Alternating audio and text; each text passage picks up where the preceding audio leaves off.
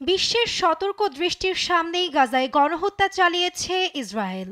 এবার এমন মন্তব্য করেছে আন্তর্জাতিক বিচার আদালত আইসিজে। ফিলিস্তিনের অবরুদ্ধ গাজায় ত্রাণ ঢুকতে দেওয়ার নীতিগত বাধ্যবাধকতা নিয়ে টানা দ্বিতীয় দিনের শুনানিতে ইসরায়েলের বিরুদ্ধে নিজ নিজ অবস্থান পরিষ্কার করে বিভিন্ন দেশ। শুনানিতে অংশ নেয়নি দখলদার ইসরায়েল, তবে লিখিত আপত্তি জমা দিয়েছে তেল আবিব।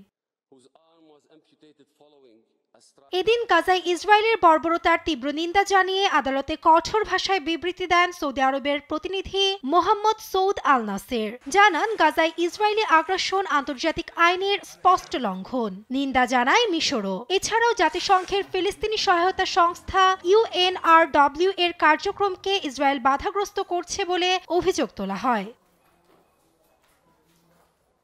এ শুনানিতে উপস্থিত 40টিরও বেশি দেশ ও 4টি আন্তর্জাতিক সংস্থা, যে তালিকায় রয়েছে তুরস্ক, মালয়েশিয়া, দক্ষিণ আফ্রিকা, চীন, রাশিয়া, স্পেন, সৌদি আরব ও মিশর সহ আরও বেশ কয়েকটি দেশ।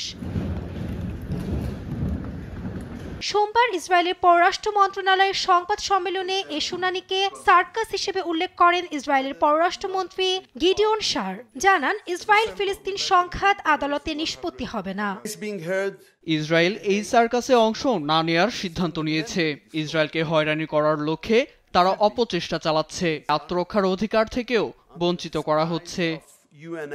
এদিকে ফিলিস্তিনের ওপর চাপ সৃষ্টি করার অংশ হিসেবে দাতব্য সংস্থা জেরুজালেম ফান্ড ও এন্ডাউনমেন্টের অফিস বন্ধ করার ঘোষণা দিয়েছেন ইসরায়েলের জাতীয় নিরাপত্তা মন্ত্রী ইতামার বেন গভির। এ পদক্ষেপকে আক্রমণাত্মক বলে বর্ণনা করে ফিলিস্তিন কর্তৃপক্ষের দাবি, এ তহবিলের সঙ্গে কোনো রাজনৈতিক সম্পৃক্ততা নেই।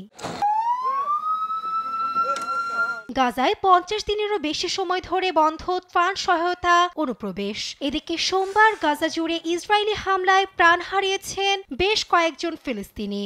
একে লাইভ স্ট্রিমড গণহত্যা বলে অভিযোগ আন্তর্জাতিক মানবাধিকার সংস্থা অ্যামনেস্টি ইন্টারন্যাশনালের। Nasrin Akter, news desk, Desh TV.